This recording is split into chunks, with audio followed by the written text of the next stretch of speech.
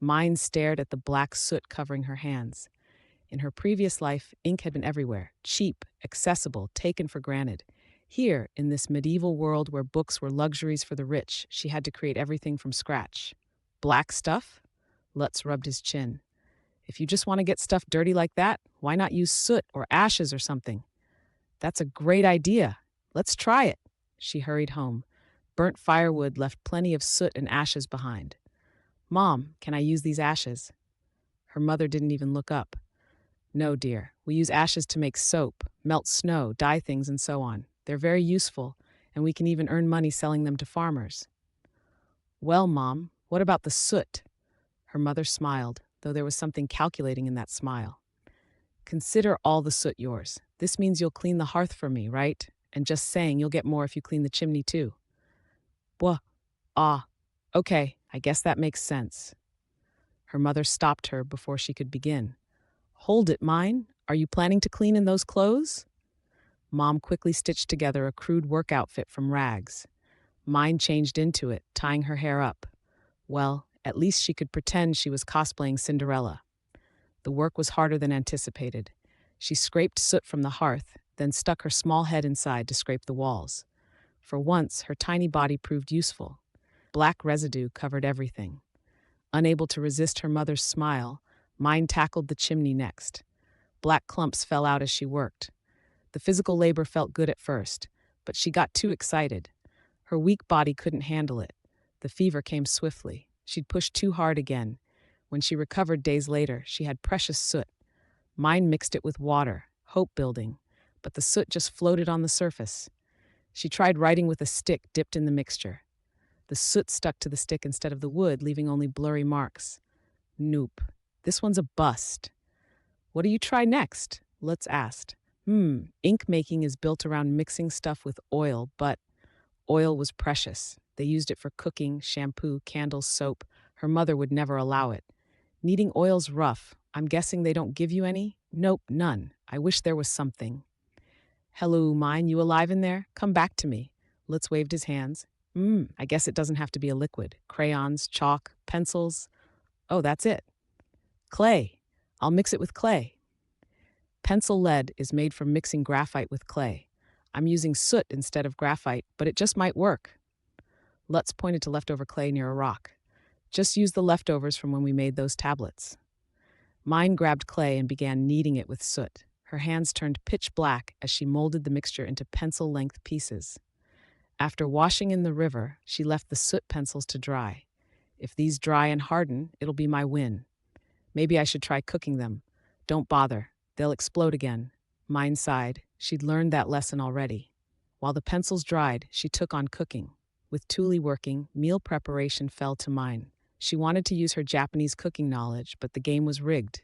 No rice, no miso, no soy sauce, no mirin or sake. Without ingredients, what could she make? She knew how to make miso and soy sauce, soybeans, koji, and salt. She'd learned the process on an elementary school field trip. But where could she find soybeans and koji in this world? And fermenting koji was dangerous. One mistake and her family would have food poisoning. Myne tried to think of Japanese dishes that didn't need special seasoning. Sashimi? This city was too far from the ocean. No fresh fish in the market, no wakame, no seaweed at all, no kelp meant no dashi stock, the foundation of Japanese cooking. She attempted pickles with faux cucumbers and wine, but without soy sauce or sugar, they tasted painfully sour. She tried rubbing salt into the faux cucumbers instead. The salt drew out water, giving them a salty flavor similar to Japanese pickles. But eating them with multigrain bread felt wrong. It only made her crave white rice more. Rice, Japanese food. Someone, bless me with Japanese food, please. Desperate, she decided to try fishing. Hey, Lutz, I want to try fishing. Are there fish in this river? I think that'll be too hard for you. He was right. Myne's fishing attempt failed spectacularly. She slumped over, depressed. Lutz brought her a fish he'd caught. Here, I caught one. What do you want to do with it? You don't mind if I have it? Nah, I don't need a fish. Can you start a fire? I want to cook this with salt. She cooked the fish over the fire, sprinkling it with salt like one would cook trout. One bite later, her face scrunched up in disgust. It tasted like mud, thick, earthy, wrong. Won't it stink if you cook it wrong like that? Lutz asked. It does stink. She wished he'd warned her earlier. She tried again with a second fish, this time preparing it with her knife and drying it on a stick. But she got distracted gathering firewood, and the fish dried too hard. Inedible. Mine, the heck is this? Dried food that got too dry. I don't think we can eat it anymore. Yeah, doesn't look edible to me. But I might be able to get some soup stock out of it. I'll try taking it home with me. At home, her mother took one look at the dried fish and said, Mine, what is that? Disgusting. Please don't put things like that in our pots. Mom, I want to make soup out of it. No, the only thing you can put in our pots is food. But it is food, technically. Mine swallowed her protest. Her mother could look at a split-open pig's head and think it looked delicious, but a dried fish was too much. In a stroke of luck, a neighbor gave them a bird. He'd caught 5 but couldn't eat them all before they spoiled, so he shared 2 with Mine's family. Return kindness for past kindness. Mine watched her mother cut up the bird with a heavy knife, too heavy for children to use yet. Mine, come now, pick the feathers. Right. The sensation of feathers popping out gave her goosebumps, but she forced herself to continue. She'd grown since her first encounters with dead animals. At least she didn't scream or pass out anymore. Now, Mine, it's time to cook. An idea struck her. Okay.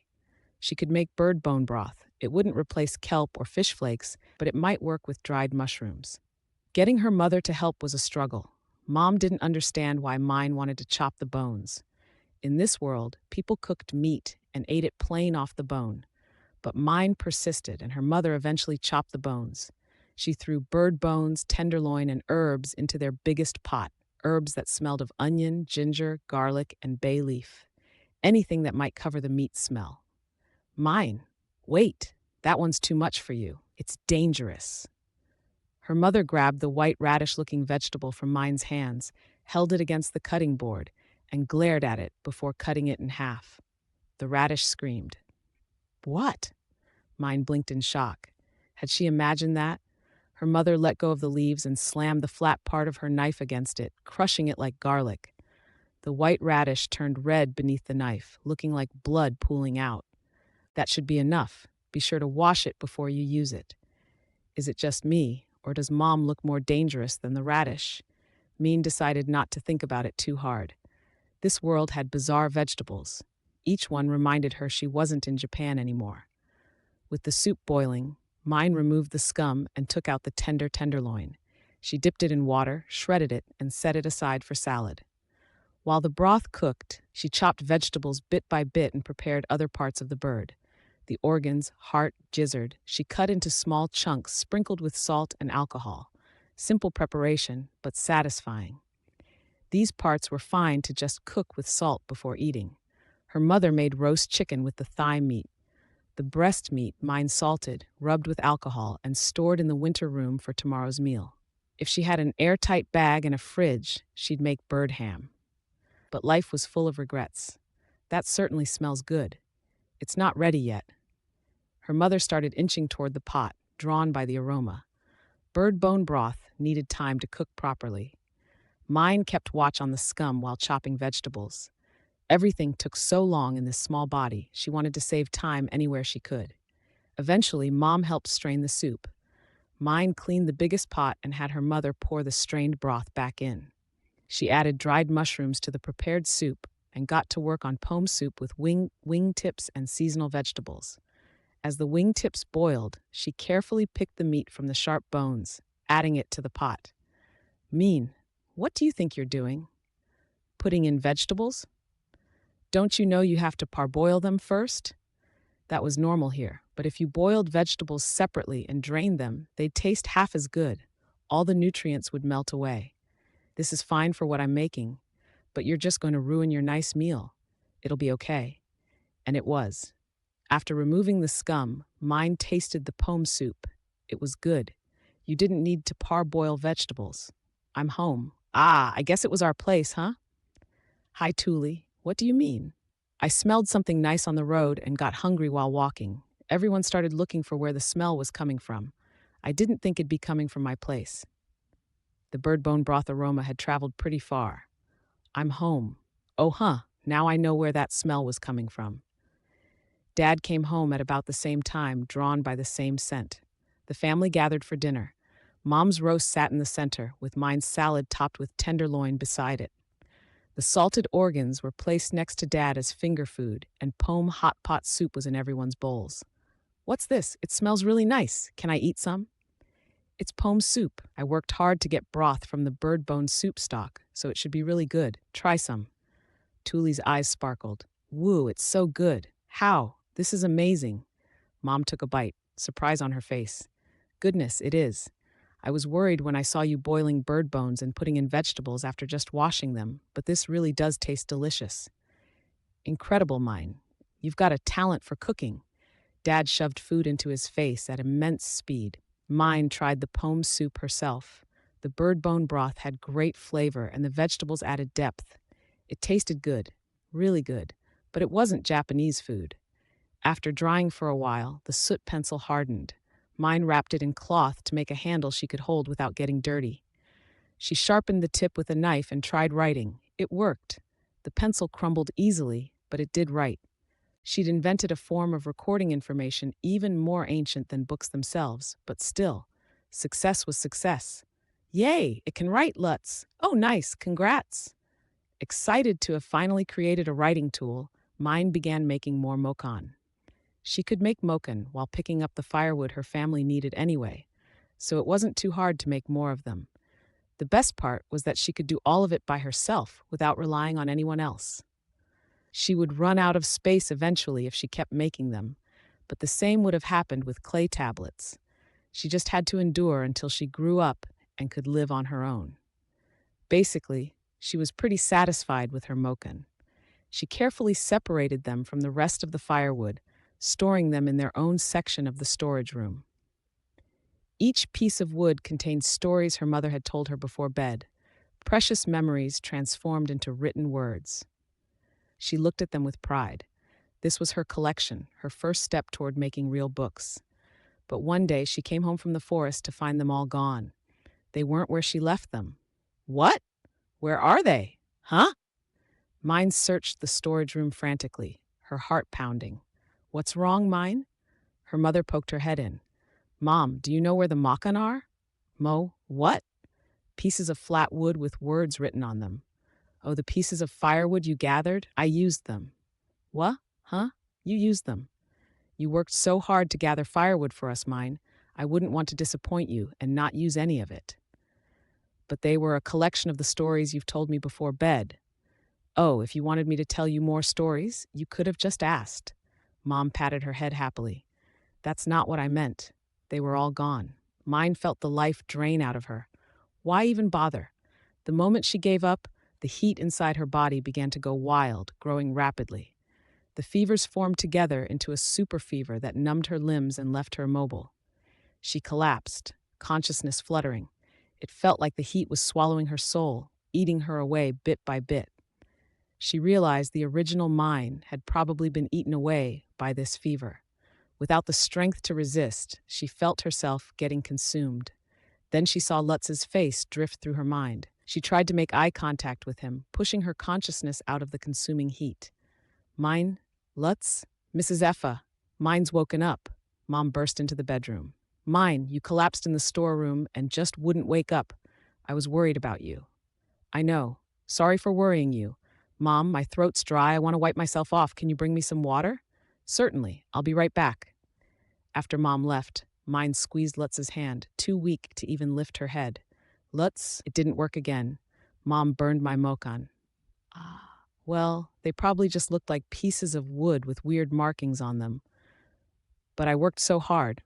I'm done, finished. My dreams will never come true. I'll never make a book. She sighed, feeling the heat intensify. She shook her head to keep consciousness from fading. Cheer up. You just have to make them out of something they can't burn. Something they can't burn. What do you think I can use that won't get burned? Like bamboo or something. Lutz, you're a genius. Bamboo exploded when burned. Mom wouldn't use it as firewood. Hope brimmed within Myne, and the heat shrunk further. My, what are you two talking about? Mom walked in with water. It's a secret, Mom. I'll go get some for you, so get better. Thanks, Lutz. You're so nice. This is just so you can introduce me to Mr. Otto, all right? I've already done my part, so I'll be pissed if you don't get better, all right? Lutz rushed out. There was something weird about that fever. It came from within her body, eating her away. When she focused hard, it shrunk. But what kind of fever did that? 2 days passed before Lutz brought bamboo pieces, already carved flat for writing. Don't even think about touching them until you're better. You break this promise, and I won't ever help you again. All right? Okay, thanks, Lutz. She asked Mom to store them in the storage room. Still bedridden, she gripped one piece of bamboo. Once the fever went down, she'd write on them and finish her book. Just before falling asleep, she heard loud explosions. Kia! What? What's happening? Explosion after explosion burst from the kitchen. Mom rushed into the bedroom, tense. Myne, what did Lutz bring you? Bamboo. Gracious! You should have said something. I thought he had gathered firewood for you. Myne realized what happened. Mom had burned the bamboo as firewood. The explosions were more powerful than expected. Did you think it was firewood since they were carved flat? You know that bamboo and the wood of banhit trees look alike. No, I've never seen a tree like that. It's the wood Thule used to make baskets over the winter. Didn't you help her, Myne? Oh, now I remember. They do look similar without any bark. In any case, bamboo is dangerous. Don't bring it into the house, understand? Okay. Myne gripped the last remaining piece of bamboo, consumed by intense fever. The rage of having her belongings burned, the frustration of her anger not being understood, the despair of repeatedly failing despite her best efforts. She'd thrown her all at the world and gotten nothing in return. Powerlessness spread through her.